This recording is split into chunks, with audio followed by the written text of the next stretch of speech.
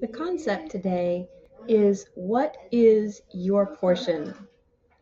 So you may be familiar with the verse that says, "Love not the world, neither the things that are in the world. If anyone loves the world, the love of the Father is not in him." So we have this inheritance in the heavenly, but the heavenly can be right here with us.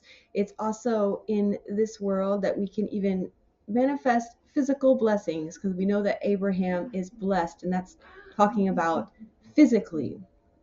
But what is your portion is what is it that you are after? So what is your sight on? And we might get back to this verse here. But I want to bring out the example of Esau and Jacob and compare that with Lot and Abram. So when Esau comes to Jacob, who has spent the night at the other side of the river, and crosses over, he thinks Esau is going to attack him with his company, but Jacob seems to be able to appease him with all these flocks that he offers him. And the response of Esau is, "I have much. I have Rav. I have plenty." The response, though, of Jacob is that he has all. "I have all." So that word "all" is going to come out again, where the attitude of Jacob is that he has all, not just this this something that he can count blessings. So looking back at this previous chapter to today's portion, is we see that Lot went based off of all that he could see. That was the extent of his inheritance, what he could physically see. But for Abram, what he saw was existence. He saw Yud-Hey, Waw-Hey. This is going to be his shield in the next chapter, that is able to bring him the victory. And so Yud-Hey, Waw-Hey here says to Abraham that I'm going to make your seed as the dust of the earth. So the comparison is how you can number the dust of the earth, but I think it's appropriate that he says dust and not other things like even the sand here, that Abraham regards himself as but dust and ashes, something beaten so fine. And the perspective of you holding dust in your hand, you're so much bigger than the dust. So the physical here is what God is talking about. And I think this conveys to how we can regard our body, that it's just in the perspective of God. It's like looking down at all these people, and each one is a speck of dust. So yes, they're innumerable, but it's nothing compared to the size of their soul and the perspective of the spirit that is above it.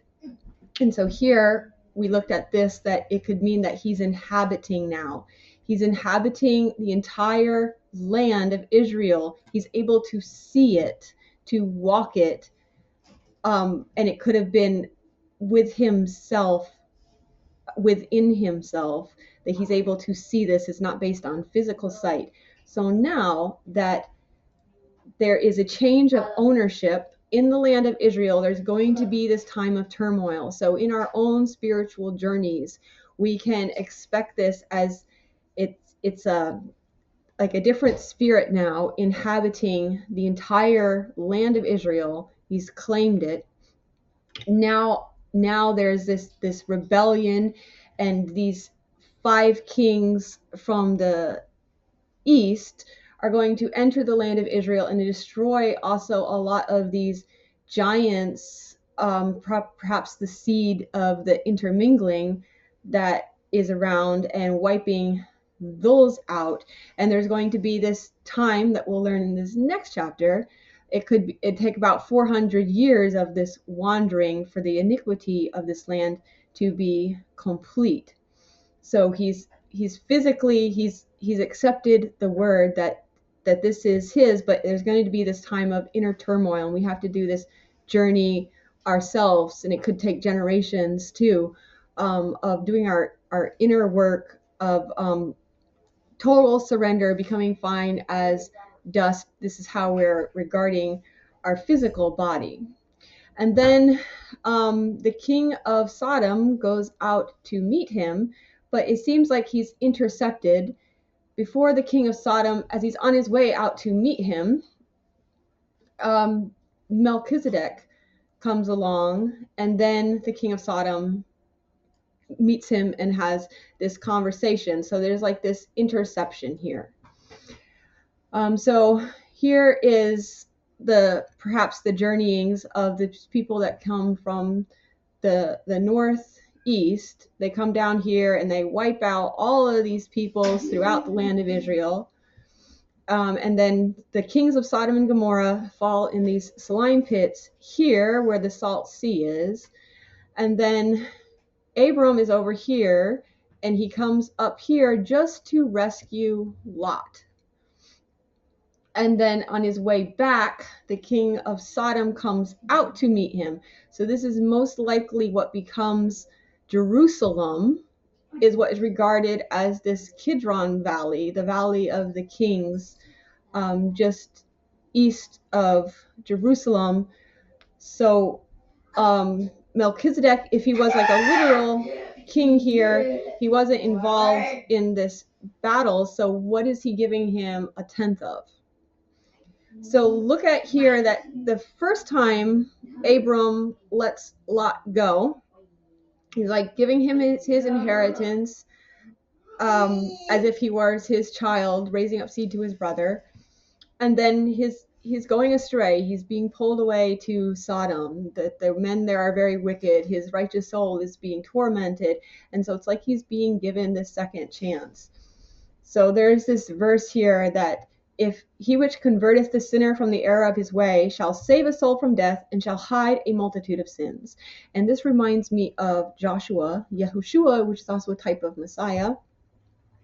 As he goes out to fight Amalek that meets the people. It's like doubt is what Amalek could represent. And they were probably attacking the people who were outside the camp, who were unclean or something.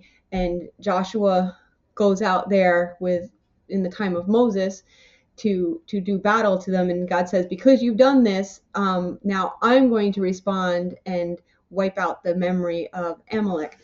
So I think this is this concept here that because Abraham has done this to rescue this soul from death, covering a multitude of sins, that this is the picture of Messiah. And this is when he looks forward to see the day of Messiah, that he sees Messiah. And we can see this if we look here. It says that when Melchizedek comes out, that he offers him bread and wine. The king of Salem, he causes to come out bread and wine. And so we know that Messiah says that he is the bread and wine. And he, this bread and the wine, it could read as that. This is masculine, is the priest to God Most High. So we know that Melchizedek is the king of Salem, but who is this priest to God Most High? And this may be, if this is a reference to Messiah, then we're saying that Messiah is the priest to God Most High, and this is what is being offered to Abraham.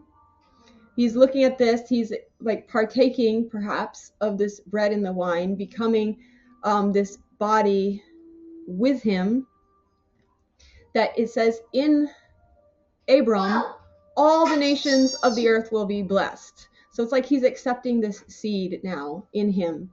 And because Abram has this attitude to do all of this in order to rescue a soul from death and cover a multitude of sins. So it's like he was deserving of this, right? He got himself into this situation, and yet he puts his own life on the line and all those who are with him in order to rescue this soul from death. And so he restores all that Lot has.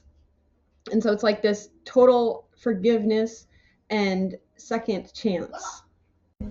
So it seems that if there were not somebody here on earth willing to put their life on the line to save a soul from death, that God would not have matched that.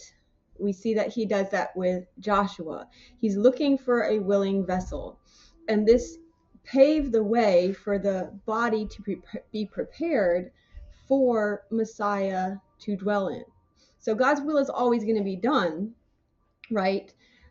But he was waiting for someone to be willing to have this heart that God could multiply. So the king of Sodom is going out to meet him, and it's not saying that Melchizedek is going out to meet him. So this is probably on his journey back to Hebron. He's stopping here, and what you would think is to be hospitable, this king is going to bring out the bread and the wine. This is the causative of this same word, to go out. But they did have all these spoils, and they were eating of the spoils, so it's not something that they would have really needed. So I think even if literally this king of Salem brought out bread and wine, I think it is a picture spiritually that he might be stopping here to seek God or something, and what is being caused to be brought out here is this image of Messiah, priest to God Most High. And then and this could be maybe Messiah, he blessed him and said, "Blessed be Abraham to God Most High." So first, what God needs is somebody to bless. So in order for God to be believed at the Red Sea, first God needed to do these things to elevate Moses, and then the people believed Moses, and through that mediator then they believed God. So first it says they believed Moses. So the purpose of Abram's blessings is shown in the next verse, and blessed to God, exalted, Most High, which this is the word for comes from shield. He's been the shield, to which delivers, because it's the verb form, your enemies. So Abram's blessings, he wasn't using that for himself to increase to himself. The purpose of Abram being blessed is so that in him all the nations of the earth be blessed, and he gets some tithes from all. So that is the word from Jacob where he says, "I have all." And with the priests, the Levites, who represent the firstborn, they replace the firstborn of Israel. They are given tithes, and then the Levites tithe to the priests. So I think this is again a picture of Messiah, the firstborn, who gets the tithes from all. So if you have the firstborn, you have all. So now that he's been intercepted, then the king of Sodom arrives, and he says, "Just give to me the souls, and you can keep the goods to yourself." And Abram, as if now, like, when did he make this deal? But this, it's like now he's part of the body of Messiah. That this is what the word of Messiah, what it would be, is that I don't want anything of this world. That it's not purified yet. It's not my time yet to inhabit this land, to claim it as my ownership. It needs to be purified first. And so it's like when we save a soul from death, we're hating even the garment defiled by the flesh. So Abram wasn't after, as his portion, anything physical. He didn't want anything out of it, any repayment, any kind of reward. He's doing this work of the ministry because this is what is in his heart to do. He is this picture of Messiah. It's like this imprint that now Messiah is filling and is leading to Messiah coming, because Messiah actually comes from this situation of Sodom and Gomorrah. Because Lot is saved, and then he goes back to this city as righteous, and God saves this righteous soul with his family out of Sodom and Gomorrah. From that immoral act with his daughters comes the line of Messiah. So it is because Abram does this that Messiah then comes, and it's from that light that is now given this restoration, the second chance, and this heart that is in Abram. So like whatever, if Melchizedek had little Earl seed, it's said that maybe his sons were not righteous, but it's from this line now of Melchizedek that is received by Abram, this higher priesthood. So Abram still has the Levites that represent kind of on the earth this heavenly priesthood, but he's also now received this heavenly version. And in the next chapter, we're going to see how the blessing goes from the dust of the earth that gets multiplied, this humility, the realizing that we are so small, and God multiplies that, to God completely filling with light till we become like the size of the stars. So we all can go on this journey with Abram, with this firstborn, to join with him. And if we have the firstborn, he freely shares all his blessings with us. So we have all. As Melchizedek is blessing Abram, his attitude is not that your might and your strength has gotten you this. It's been only because God is a shield to you. He's delivered the enemies into your hand. All this comes from God. So if somebody has this attitude that I did this to Abram, I got you a good, and I'm going to hold that over to you, I'm going to take the credit. Abram doesn't want anything that comes from there. It has to wait until the people are willing to acknowledge and give all the glory to God before they're able to receive from that heavenly, and how the iniquity of this land needs to be complete, because they still have this attitude of trying to thinking that they can take control, that they are the ones doing all this battling and amassing their wealth. So until they can have a change of attitude where it's not this system of this world of ruling over each other, instead taking on the attitude of, is not me, I'm just a servant to God Most High, and he does all of this through me. He doesn't want to partake or receive anything, any kind of gift. So even Paul's attitude in the New Testament was like, I'm not trying to get rewards from people. I don't want people to think that I'm abusing them in any kind of situation, that I'm just doing this as God is leading me. So that's the concept of what is your portion. You can't really have your foot in both where you're seeking both. So God will bless you in the physical, but we should have that attitude that it is to bless others. It is to flow through us. It is not to hoard up. That's not our portion. It's not to exalt ourselves. So even though we're pulling it down into this world and God is blessing us, it is to be a blessing for God to get the glory. Thanks for watching.